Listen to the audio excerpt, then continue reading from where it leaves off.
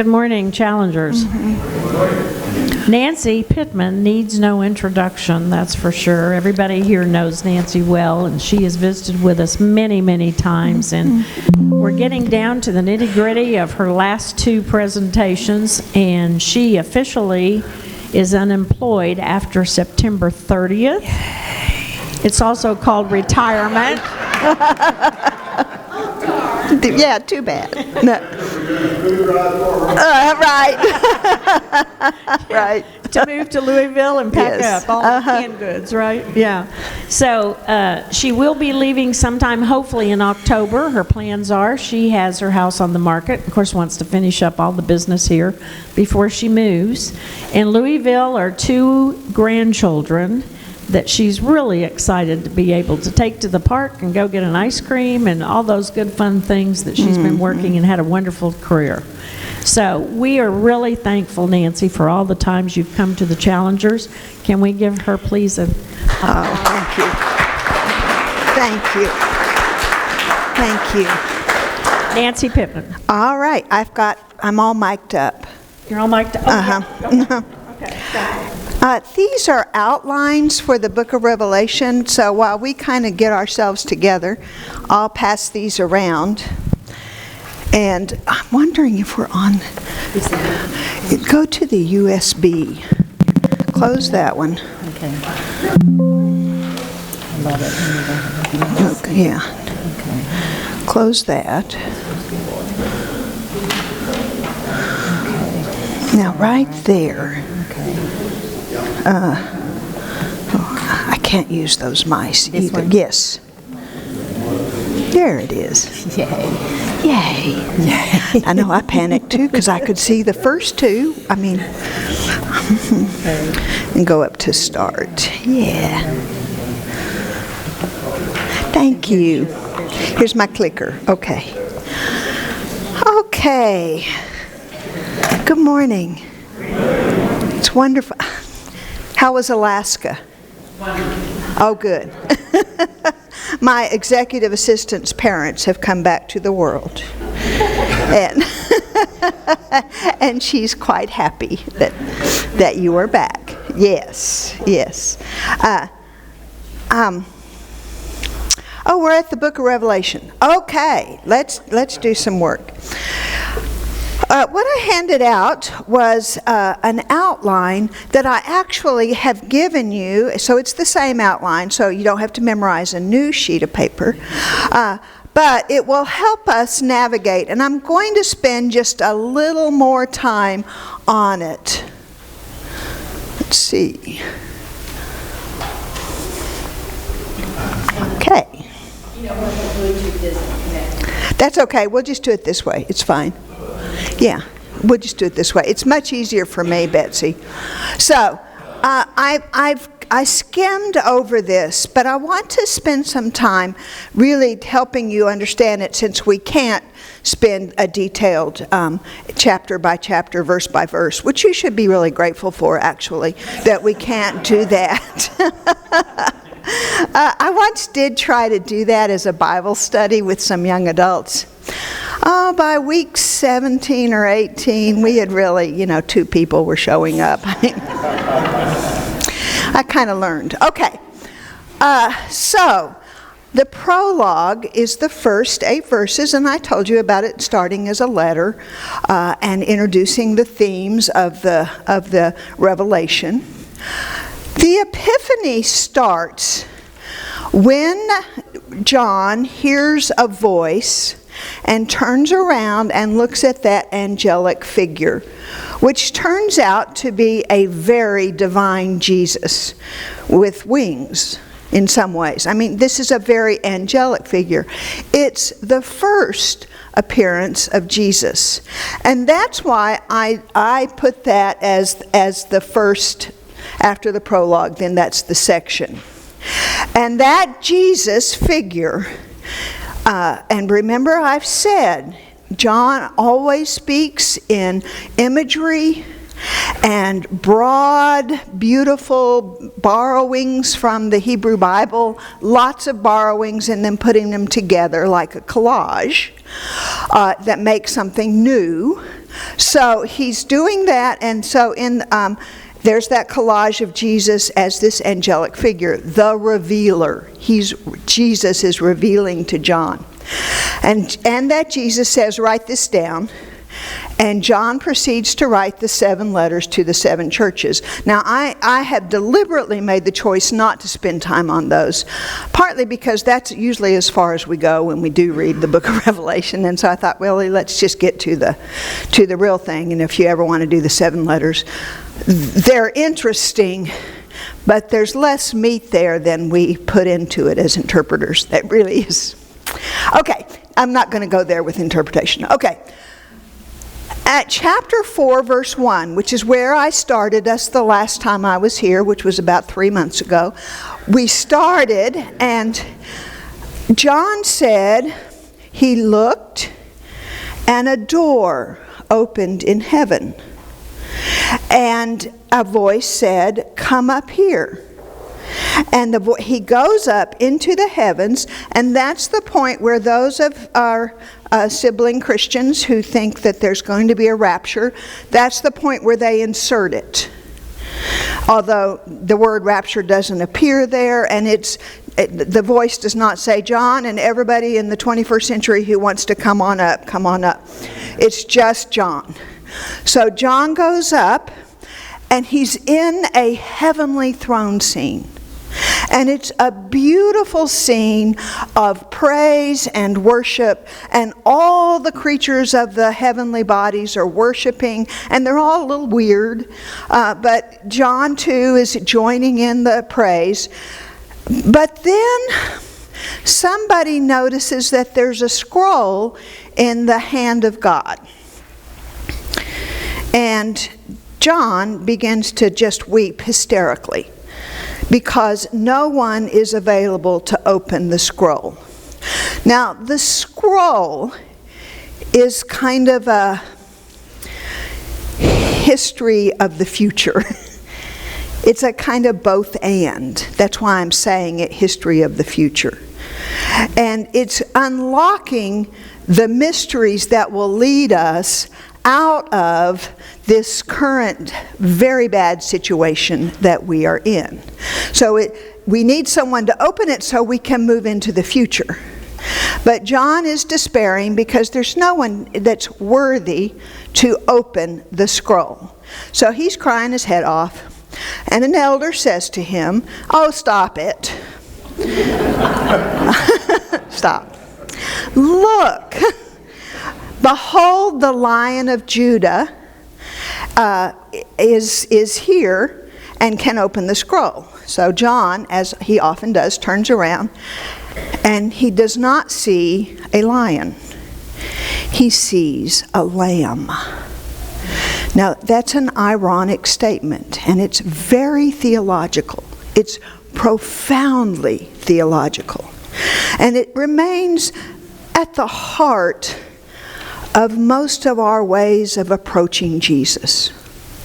Because we think at the heart of our faith is this victorious Jesus who has, as it were, in the language of Revelation, opened heaven for us.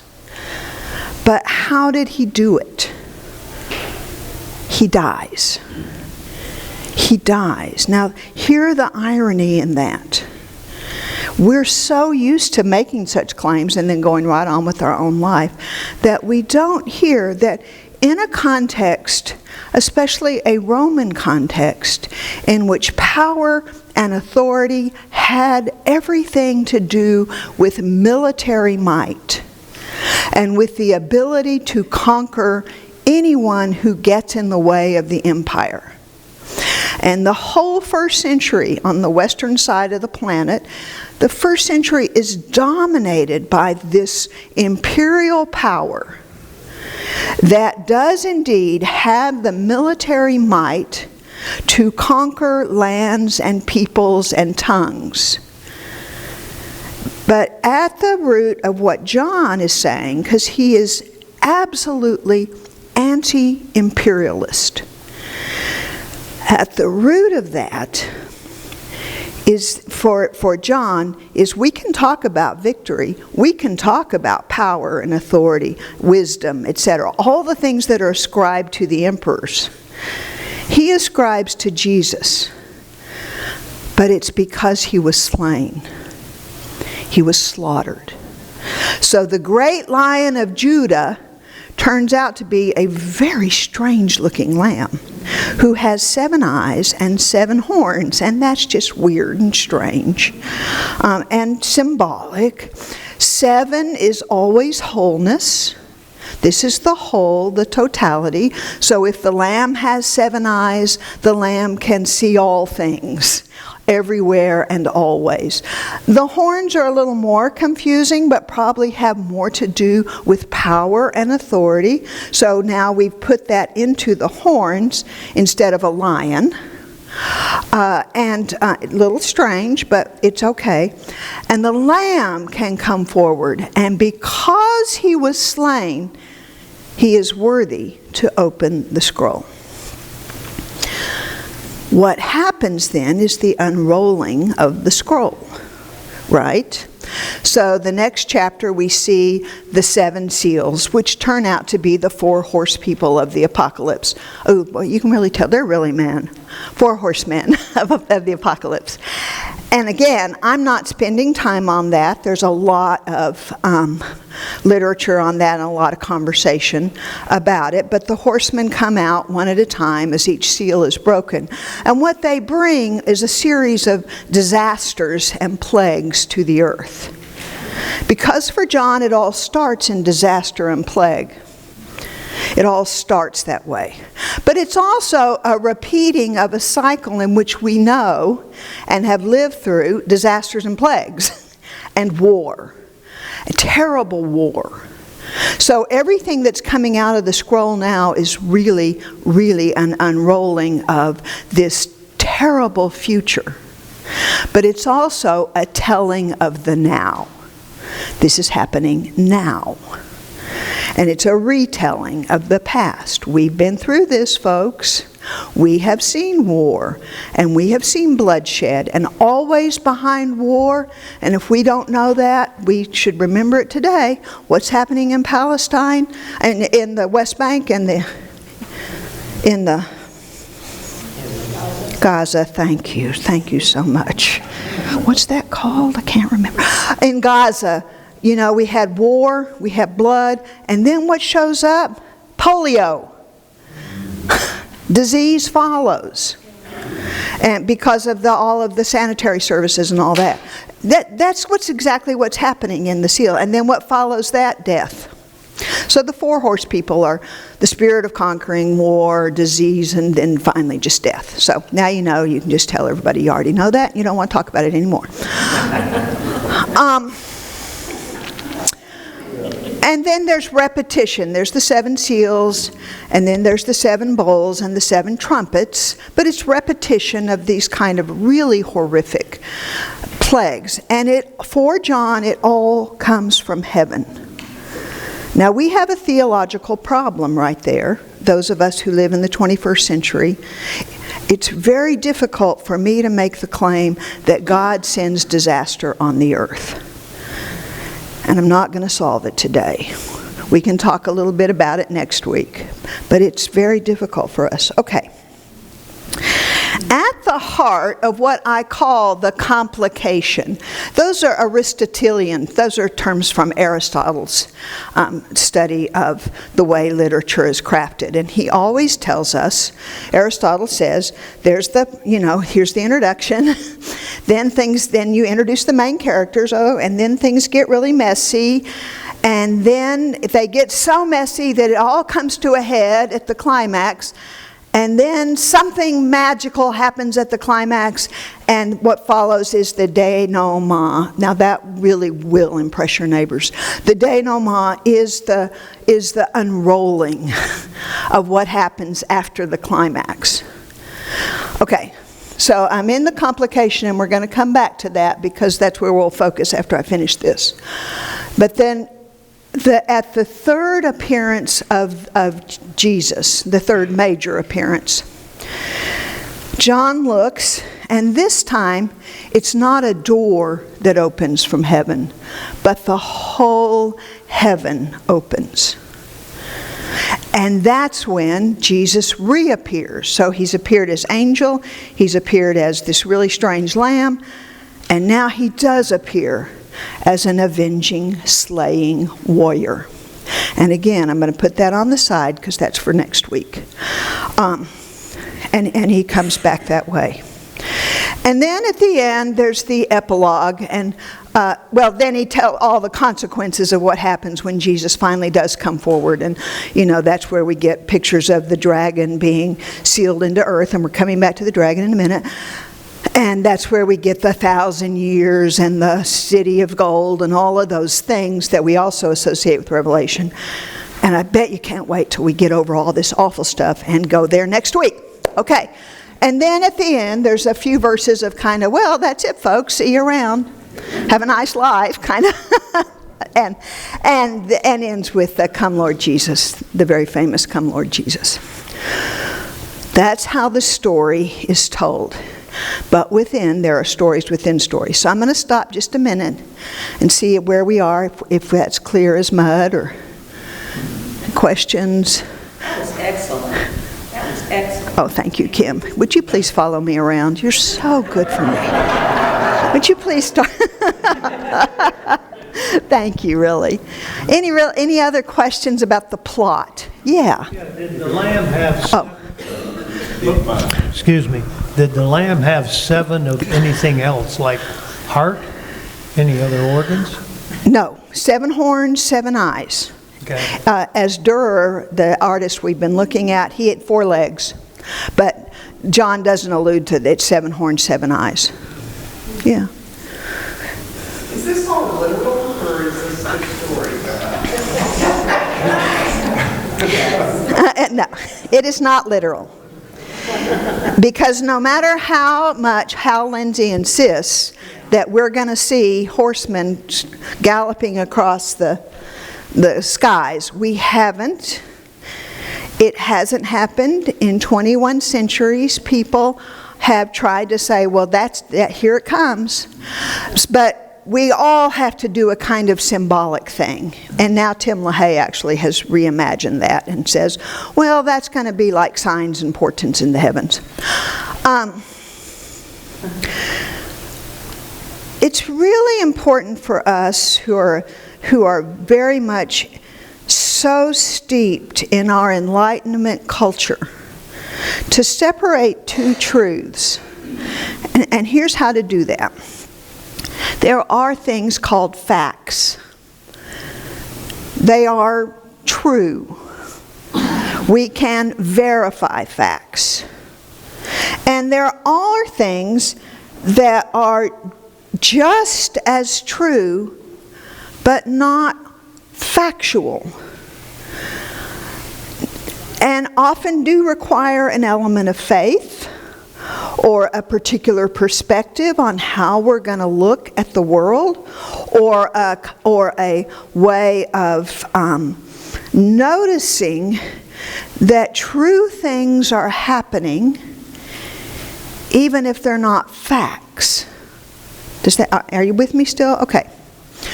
So I have and I'm trying to sell my house, so tell people. In the backyard is a pond that my husband and I have spent 16 years, well, then he died, it's this gorgeous spot. I know for a fact, biologically, we put a lot of money into these 4 koi fish and all the lilies, and I spent hours and hours planting shrubs around it and doing all that work, and I know the biology. I know it will die if I don't water the shrubs and the flowers, and I know all of those are factual things. But when I walk out there, I see God's creation. Both are true. I see a story of 2 people who found solace and respite at this particular pond together, who enjoyed the peace of God together at that pond. But not everybody's going to see that. They're going to see 4 koi fish and some really nice lilies because it's late summer and that's when the lilies grow. So if we can get past an idea that all truth is factual, which equals literal, we can then begin to appreciate revelation. Did I make any sense at all? So what we're trying to do here is embrace that for those of us who are Enlightenment children, we think almost everything can be proven. They can't, and it can still be true. The truest things I read in my life are novels. Not all novels, but they're fiction. I don't know anything more true than, for me, except the Bible, of course, because I'm Christian, we've got to say that, than J.R.R. Tolkien's Lord of the Rings. For me, that's truth. But there is no such thing as hobbits and elves. And J.R.R. Tolkien had to create that language. So you see, John 2 is dealing in truths that may or may not finally come to some sort of ending that we will recognize, but is still urging us to look toward that. And finally, and this actually gets us a little bit farther along the place, finally urges us to make some deep ethical choices about this. Okay, so stay with me, don't give up. So remember the last time I was here, we talked about who wrote it, a guy named John, probably not John the Evangelist, written in the mid-90s. I asked you just to believe me, because it is interesting to me. I'm just afraid it's not going to be that interesting to you all. It's the why it was written, to whom and why, that is the guiding, for me, the guiding principle of how we're going to interpret it. So if you remember, I told you the late 90s was probably not a time of systematic state-sponsored persecution for Christians. And in fact, it was a time of relative peace and prosperity. So those who want to claim that the book of Revelation was written to people who were being persecuted, that's a wonderful way of interpreting it. I once created a whole game for youth people in which one youth broke his leg called Romans and Christians, which was glorified hide and seek, but great fun until the kid broke his leg. He's actually now a minister in Oklahoma City, but that's a different story.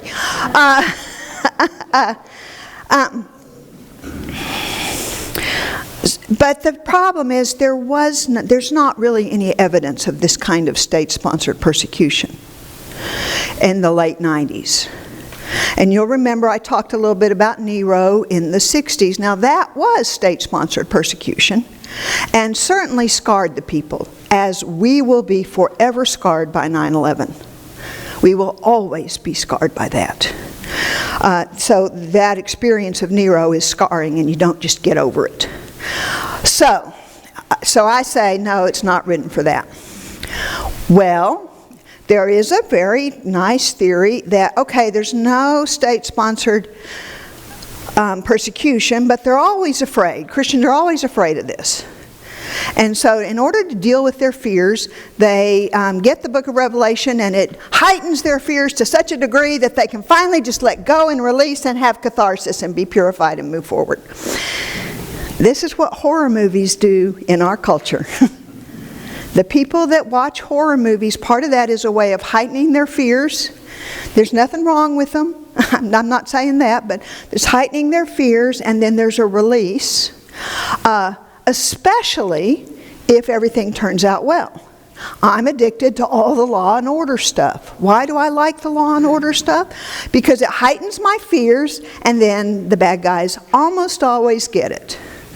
Get it in the teeth. So that's a kind of, I'm not really having a cathartic experience every time I watch Law and Order. I just like the rhythm of it.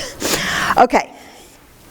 But here's where I think the most persuasive situation is.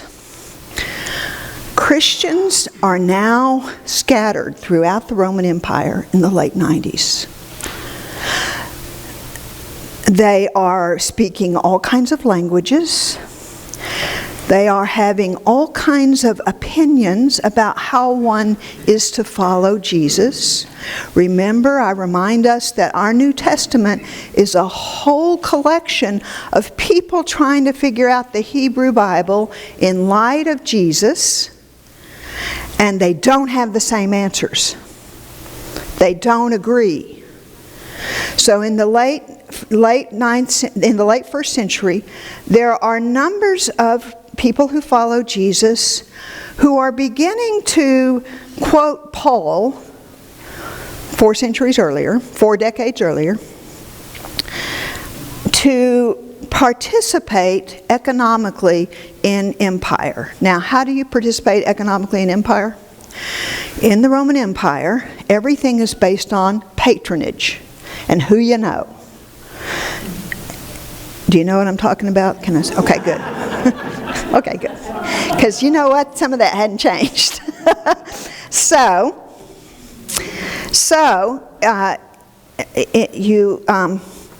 Everything's hierarchical, and what you want to do is get in good with the person above you, and the person above you, and the person above you. But it's also a time in which economic trade guilds are starting to be formed.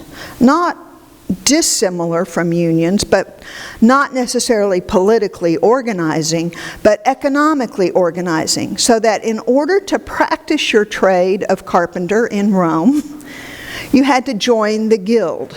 Okay, still with me?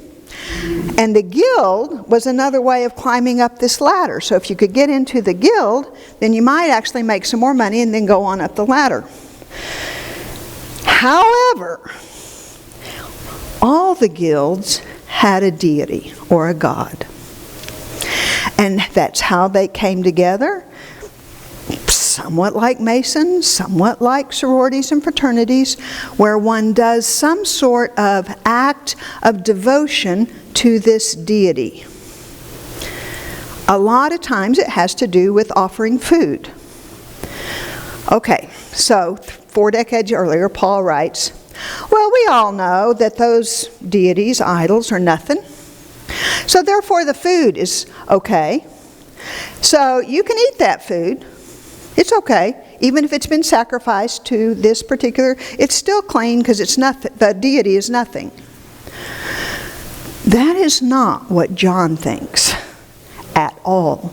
So he's having a pushback against those followers of Jesus who are going to the guilds, claiming to be monotheists and to follow the radical teachings of Jesus, but participating in acts of devotion to these deities. That just infuriates John. So what I think John is doing is preaching to the choir that wants to get along with the Roman Empire and is not noticing that not everybody is benefiting from the empire, and that in fact at its very core the empire is evil, and to worship it is idolatrous. To worship any aspect of it, even economically.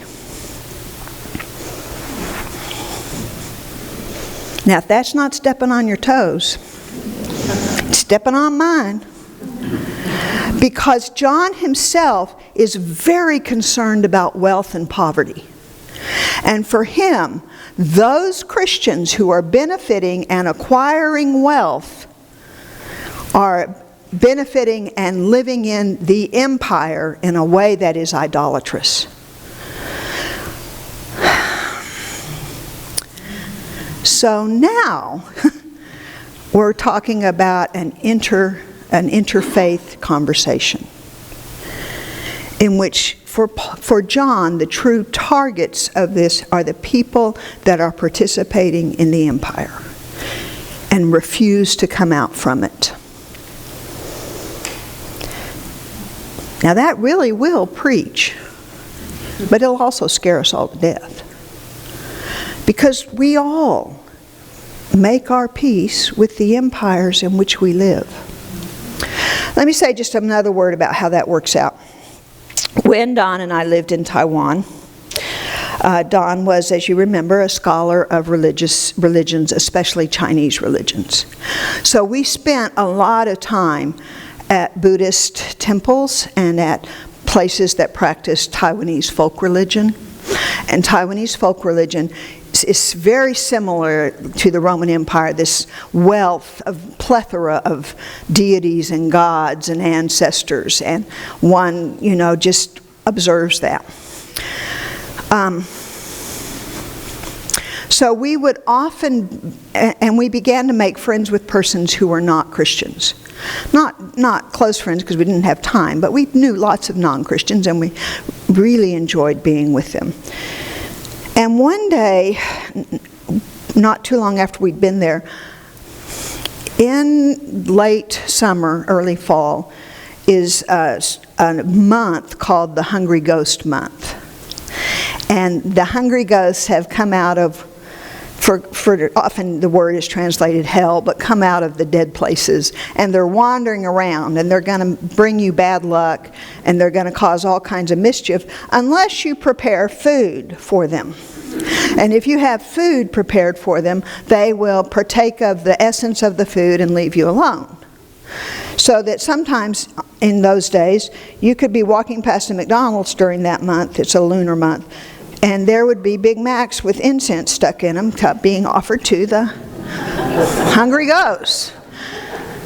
Okay, so we got invited to a friend's house it was after she had prepared all this food. It had been outside for an hour or two to feed the essence of the hungry ghosts, and would we come help them eat it after it? Now, what does John the Revealer say about that? No. What does Paul say about that? We know it's not anything that matters. Go ahead. Don and I chose Paul on that occasion. When you're in this kind of multiplicity of religious expressions that we don't always know, but we're starting to more and more, there are choices we make, and that's where John is aiming his target. To what choices are you going to make? And what are you going to give up, sacrifice, or not to be a follower of the Lamb who sacrificed everything? Questions or comments after that little sermon? Okay.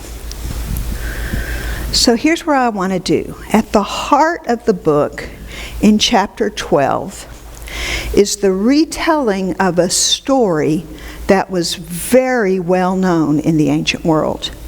And John's telling it now in a Christian key. Let me read it first, and then I'll tell you more about it. As you might imagine, Betsy, if we want to turn the lights off, it's okay. This is Revelation 12. And there's actually 3 pictures. These are the woodcuts from Albrecht Dürer, who carved these to comfort people. I know, I feel better. Okay. And everything at chapter 12, we've seen the unrolling of bowls and scrolls, but now we're ready to stop and tell this story. Okay, here we go. You look and see if you can see what you see. A great portent appeared in heaven, a woman clothed with the sun, with the moon under her feet, and on her head a crown of 12 stars. She was pregnant and was crying out in birth pangs, in the agony of giving birth. Then another portent appeared in heaven, a great red dragon with 7 heads and 10 horns and 7 diadems on his heads. His tail swept down 1/3 of the stars of heaven and threw them on the earth. Then the dragon stood before the woman who was about to bear a child, so that he might devour her child as soon as it was born. And she gave birth to a son, a male child, who is to rule all the nations with a rod of iron. But her child was snatched away and taken to God and to his throne. And the woman fled into the wilderness, where she has a place prepared by God, so that there she can be nourished for 1,260 days. And war broke out in heaven. Michael and his angels fought against the dragon. The dragon and his angels fought back. But they were defeated, and there was no longer any place for them in heaven. The great dragon was thrown down, that ancient serpent who is called the devil and Satan, the deceiver of the whole world. He was thrown down to the earth, and his angels were thrown down with them. Then I heard a loud voice in heaven proclaiming, "Now have come the salvation and the power and the kingdom of our God and the authority of his Messiah, for the accuser of our comrades has been thrown down, who accuses them day and night before our God. But they have conquered him by the blood of the Lamb and by the word of their testimony, for they did not cling to life, even in the face of death.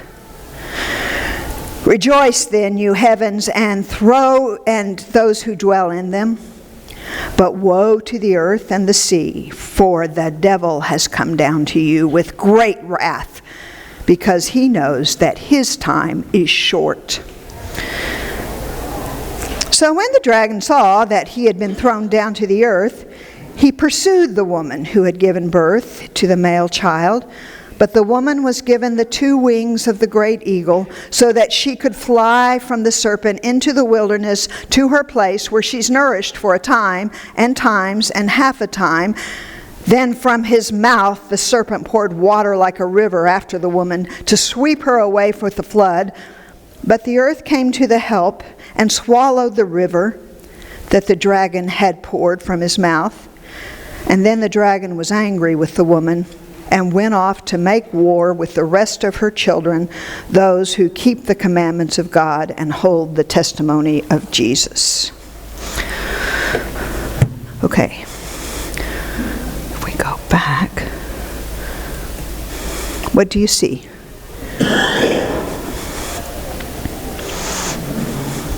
Do you see the Queen of Heaven? There she is, and she's standing on, from those of us who are from this part of the country, it looks like longhorns, but it's really a crescent moon. And around her head are 12 stars. Do you see her baby? Way up at the kind of where the clouds are, and the baby is being snatched to the throne. Do you see the dragon spilling out the water that's coming to try to drown her? What is her expression? Yeah, she is, isn't she? I think I looked like that when I had a child. Pretty sure. Okay, and then I told you about a war in heaven. Do you see Michael? He's the human figure. The dragon is kind of upside down and is being thrown down onto the earth. So there's all those heads. Okay, Betsy, do you mind turning on the lights again? Oh, thank you, Bill. Thank you. Or whoever, thank you. Well, Betsy just had an arm, that's why. Okay. Oh my, okay. In the ancient Roman world, many of the kind of religious, political, ethical groups had a story that went like this from the Greek perspective. Zeus, the most powerful god, really liked a young virgin named Leto. And one day, Leto was roaming around the fields being beautiful, and Zeus saw her and raped her and he came into the form of a bull. And she gave birth to another god, whose name was Apollo. Now there was a prophecy in the Greek pantheon that Apollo would finally destroy the great monster Typhon. So Typhon was going to have to kill Apollo before he grew up. Now there are variations of this story all throughout the ancient Near East. And you just heard another variation. So what John is doing is drawing on a very common story. It's called the combat myth. And giving us a reason why the dragon, let's go back to the other one. Giving us a reason why the dragon is pursuing the woman, because the dragon knows the child will destroy him if he's allowed to grow up. And John is recasting it into a more Christian understanding of that story. Now, who is the woman in a Christian view? Yeah, it makes a lot of sense that it's Mary. But there are also traditions, and it is. But there are also traditions where Israel is often personified as a woman. And if she's faithful, she's the bride. And if she's faithless, she's the harlot, the whore.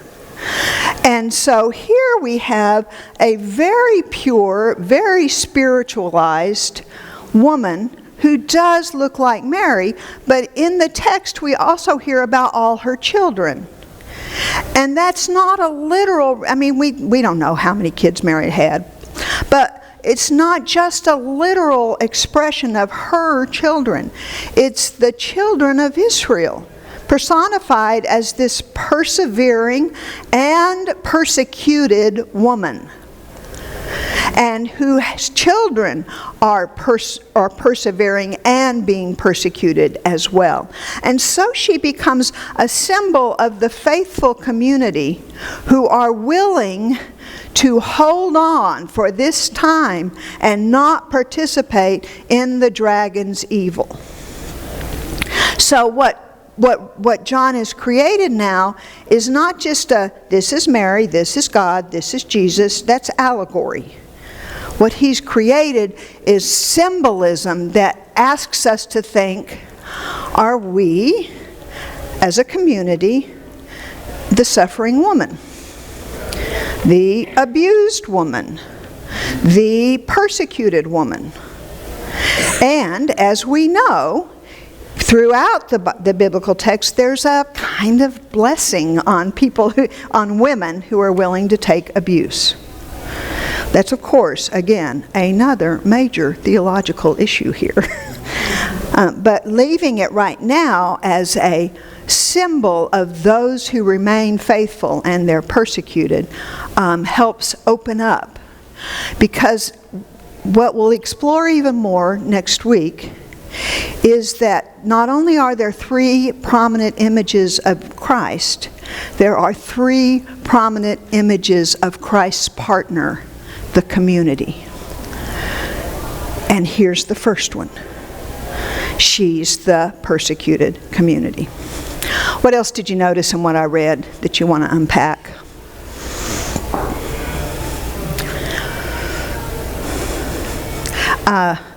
You know, 1,200 and whatever days, that's 3.5 years. What's 3.5? Imperfect. The imperfect time.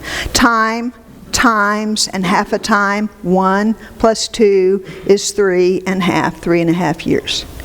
So that's finally what's going on. I'm going to read us one more section now, because it doesn't end with the war in heaven or the woman that goes. So are you ready to see the last slide? Okay, here we go. Okay.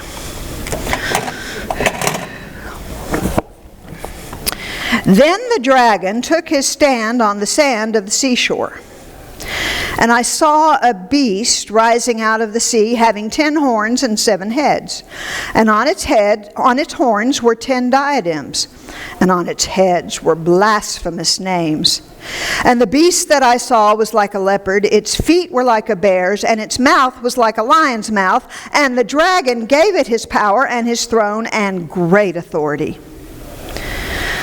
One of its heads seemed to have received a death blow, but its mortal wound had been healed.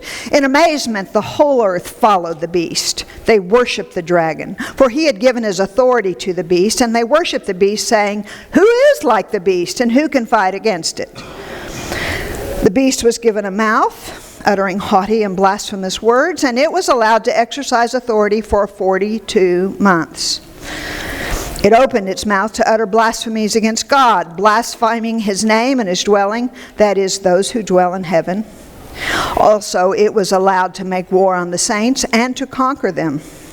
It was given authority over every tribe and people and language and nation, and all the inhabitants of the earth will worship it. Everyone whose name has not been written from the foundation of the world in the book of life of the Lamb that was slaughtered. I'm skipping just a little bit. Then I saw another beast that rose out of the earth, and it had 2 horns like a lamb, and it spoke like a dragon. It exercises all the authority of the first beast on its behalf. And it makes the earth and its inhabitants worship the first beast whose mortal wound had been healed. It performs great signs, even making fire come down from heaven to earth in the sight of all. And by the signs that it is allowed to perform on behalf of the beast, it deceives the inhabitants of the earth, telling them to make an image for the beast that had been wounded by the sword and yet lived. And it was allowed to give breath to the image of the beast, so that the image of the beast could even speak, and cause those who would not worship the image of the beast to be killed. Also, it causes all, both small and great, both rich and poor, both free and slave, to be marked on the right hand or the forehead, so that no one can buy or sell who does not have the mark, that is, the name of the beast or the number of its name. This calls for wisdom. Let anyone with understanding calculate the number of the beast, for its number is 666. All right. We got a dragon.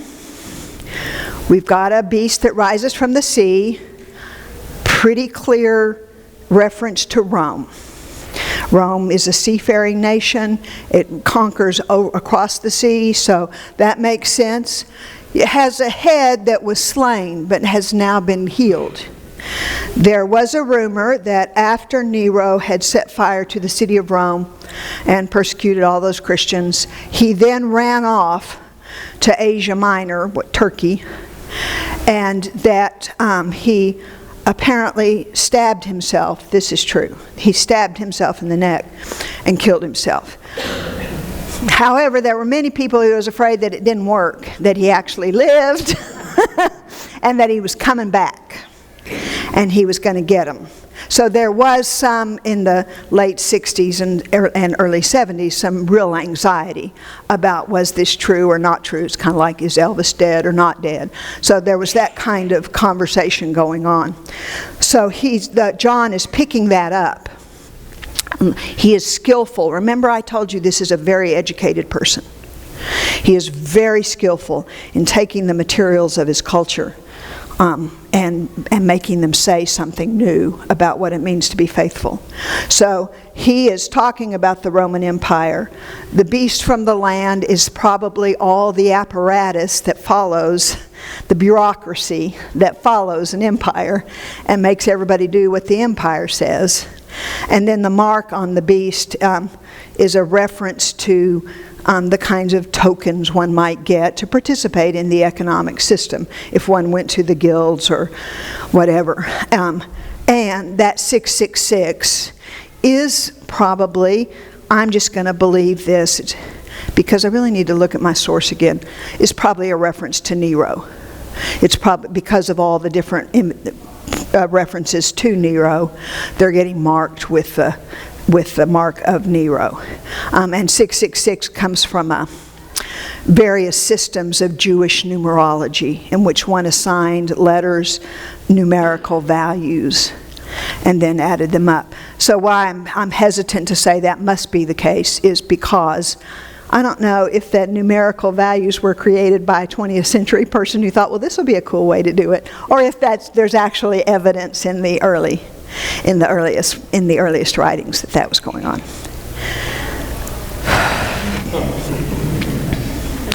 So he's telling another story. It's the same story, but now he's doing it from this way.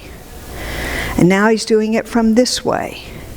And he's making a claim that anyone who is in any way participating in the empire is not a true follower of Jesus. And it's very strong, and it's very pronounced, and it's very difficult and challenging. Any other questions or comments? Yeah. Oh, yes, please. What is the relevance of Daniel chapter 7 to Revelations 13? It seems like the same story that was a dream that Daniel had about 400 years or so before then. Yeah, and as we've discussed, John surely knows Daniel 7, and he is really using it. I think that it's more relevant to that first appearance of Jesus. Look, he comes like a son of man in the clouds, than it is to 13. But it's the same kind of reality. Only this time, where in Daniel that figure descends, in, of course, chapter 12 and 13, the baby goes up. So, but John's not concerned about congruity or harmony. Yeah, but it's clearly always in the background. And Daniel is an apocalypse too. It's very mysterious. Yeah, and has a really strong anti-empire thing too, but not Rome, the earlier Hellenistic empires. Well, we'll try to wrap it up next week, but mainly we'll probably just leave and have more questions. Thank you all for your attention. Thank you, Nancy. Appreciate it.